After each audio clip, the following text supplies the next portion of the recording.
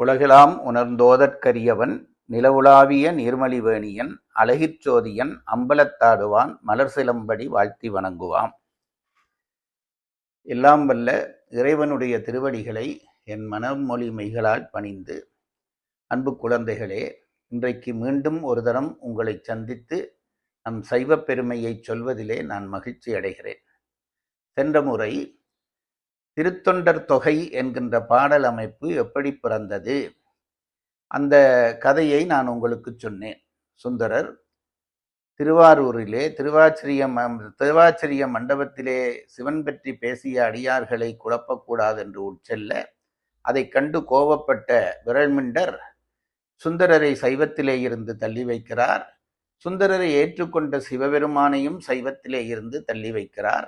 அவரை சமாதானம் செய்வதற்காக அடியார்களுக்கு அடியேன் என்று சொல்வதாகிய பாடலை பாடு என்று தில்லைவாழ் அந்தணர்தம் அடியார்க்கும் அடியேன் என்ற அந்த தொடரை எடுத்து கொடுக்க சுந்தரர் பாடியதுதான் திருத்தொண்டர் தொகை என்ற அந்த அமைப்பு கதையை உங்களுக்கு நான் சொன்னேன்.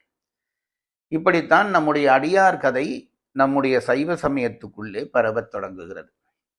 அதற்கு அடுத்ததாக ஒருவர் இந்த அடியார்களுடைய கதையை அல்லது வரலாற்றை அல்லது அவருடைய பெருமையை பாடியதாக நான் உங்களுக்கு சென்ற முறை சொல்லியிருந்தேன். அவருக்கு நம்பியாண்டார் நம்பி என்று பெயர். திருநாரையூர் என்கின்ற ஊரிலே வாழ்ந்தவர், அந்தணர் குலத்தைச் சேர்ந்தவர். அவருடைய தந்தையார் கோயிலுக்கு பூசை பண்ணுகிற ஒரு அர்ச்சகர்.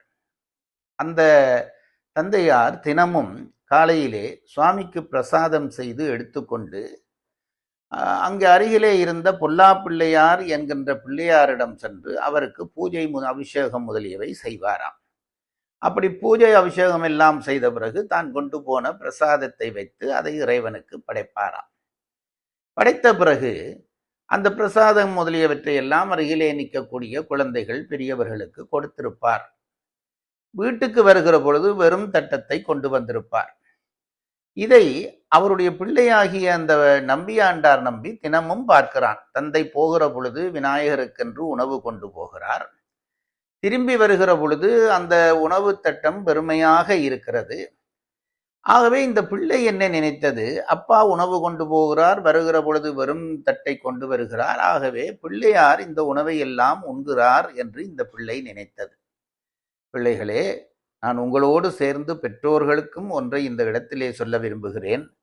பெற்றோர்கள் நல்ல காரியங்களை வீட்டில் செய்து வந்தால் பிள்ளைகளுடைய மனதிலே அந்த நல்ல காரியங்கள் பதியும். இன்றைக்கு பல பெற்றோர்கள் வீட்டிலே சுவாமி கும்பிடுகிற வழக்கத்தை கைவிட்டு விட்டார்கள். பூஜை அறையிலே போய் நின்று ஒரு தேவாரம் சொல்லுகிற முறைமையை கைவிட்டு விட்டார்கள். நெற்றி நிறைய விபூதி பூசுகிற பழக்கத்தை விட்டு விட்டார்கள். இவையெல்லாம் விட்டுவிட்ட காரணத்தினால்தான் பிள்ளைகளுக்கு நம்முடைய சமயத்தின் மீதான பற்று குறைகிறது. ஆகவே பெற்றோர்கள் இந்த காரியங்களை செய்தால் பிள்ளைகளும் அதனை தொடர்வார்கள் என்பதற்கு இந்த நம்பியாண்டார் நம்பியினுடைய கதை ஒரு சான்றாக அமைகிறது என்று நினைக்கிறேன். இந்த நம்பியாண்டார் நம்பி சின்ன பிள்ளை, தந்தை ஒவ்வொரு நாளும் கொண்டு போவதையும் பெருந்தட்டத்தை கொண்டு வருவதையும் வைத்து பிள்ளையார் அந்த உணவை உண்கிறார் என்று நினைத்திருந்தார். ஒரு நாள் இறைவனுடைய திருவருள் தந்தையாருக்கு ஏதோ ஒரு சுகையினம் வந்துவிட்டது. அவராலே குளித்து கோயிலுக்கு போக முடியவில்லை. ஆகவே அவர் என்ன செய்தார், தன் பிள்ளையை கூப்பிட்டு, பாலகனாக இருந்த அந்த நம்பியாண்டார் நம்பியை கூப்பிட்டு, அப்பா, இன்றைக்கு பிள்ளையாருக்கு நான் சென்று பூசை பண்ண முடியவில்லை, நீதான் சென்று அந்த பூசையை செய்து வர வேண்டும். பிள்ளையாருக்குரிய பிரசாதத்தை உன்னுடைய தாயார் செய்து தருவார், அதை கொண்டு போய் பிள்ளையாருக்கு படைத்து கும்பிட்டு விட்டு வா என்று கொடுத்து அனுப்புகிறார். இந்த பிள்ளையும் சின்ன வயதிலேயே வேதம் முதலியவற்றை, கொஞ்சம் பூஜைக்குரியவற்றை எல்லாம் படித்திருப்பான் போல் தெரிகிறது. பக்தியோடு அந்த பிரசாதத்தை கொண்டு போகிறான். கொண்டு போகிற பொழுது அவனுடைய மனதிலே ஒரு சின்ன அச்சம். என்னுடைய தந்தை உணவு கொண்டு போனால் பிள்ளையார் ஒவ்வொரு நாளும் வாங்கி சாப்பிடுகிறாரே, இன்றைக்கு நான் கொண்டு போகிற உணவையும் பிள்ளையார் சாப்பிடுவாரா என்று ஒரு கேள்வியோடு இவன் அந்த கோயிலுக்கு போகிறான். பிள்ளையாருக்கு போய் அபிஷேகம் பண்ணி, அதற்கு பிறகு அவருக்கு பட்டு சாத்தி, மாலை முதலியவை எல்லாம் போட்டு, அதற்கு பிறகு விளக்கேற்றி தீபம் காட்டி பூஜையை முறைப்படி செய்கிறார்.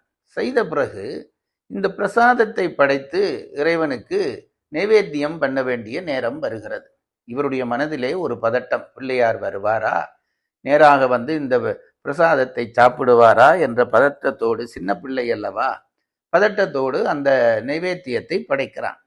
படைத்து பிள்ளையாரை நோக்கி, அப்பா, அப்பா தருகிற உணவை இன்றைக்கு நான் கொண்டு வந்து தந்திருக்கிறேன், இதை நீ உண்ண வேணும் என்று அன்போடு கேட்டுக்கொள்கிறான்.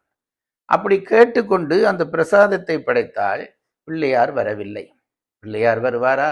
கோயிலிலே இருக்கிற கருங்கல் பிள்ளையாருக்கு முன்பு படைத்து மானசீகமாக நாம் அவரை வேண்டுவோமே தவிர, அந்த மானசீக வேண்டுதலூடாக இறைவன் மானசீகமாக அந்த பிரசாதத்தை ஏற்பானே தவிர நேராக வந்து ஏற்பது வழக்கம் இல்லை தானே.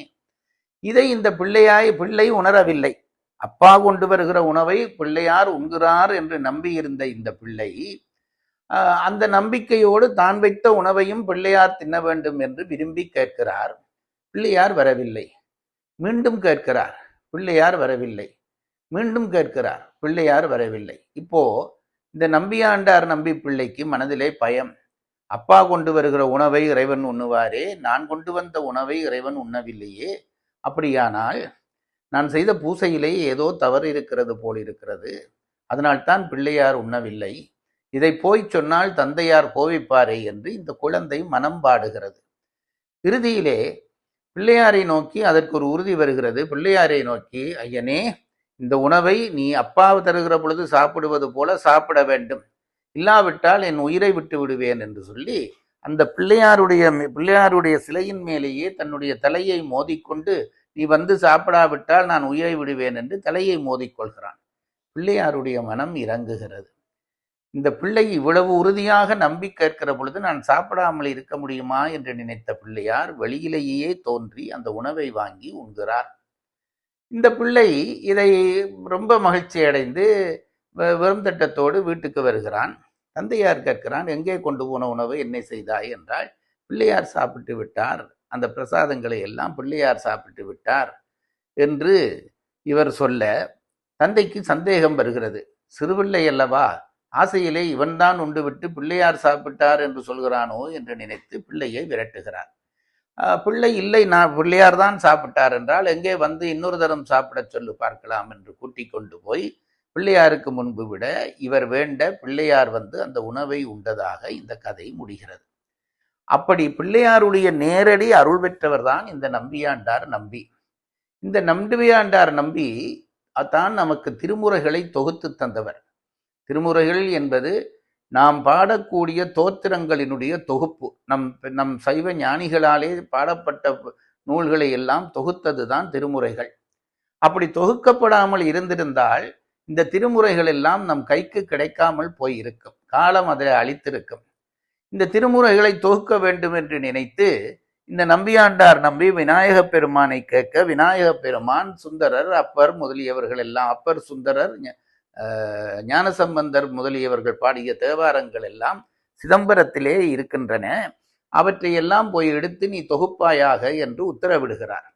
அந்த உத்தரவின்படி திருமுறைகளை தொகுக்க வேண்டும் என்று சிதம்பரத்துக்கு போய் அங்கே இருக்கக்கூடிய ஏடுகளை தரும்படி இவர் கேட்டுக்கொள்ள, அங்குள்ள அந்தணர்கள் அதை ஏற்க மறுத்து, மூவரும் தந்த திருமுறைகளைத்தான் நாங்கள் இங்கே வைத்திருக்கிறோம், அப்படி மூவரும் தந்த திருமுறைகளை இங்கே வைத்திருக்கிற காரணத்தினாலே மூவர் வந்து கேட்டால்தான் கதவை திறந்து நாங்கள் கொடுக்க முடியும் என்று சொல்லிவிடுகிறார்கள். நம்பியாண்டார் நம்பி மிக வருத்தப்படுகிறார். மூவர் வருவது சாத்தியமா? இல்லையே.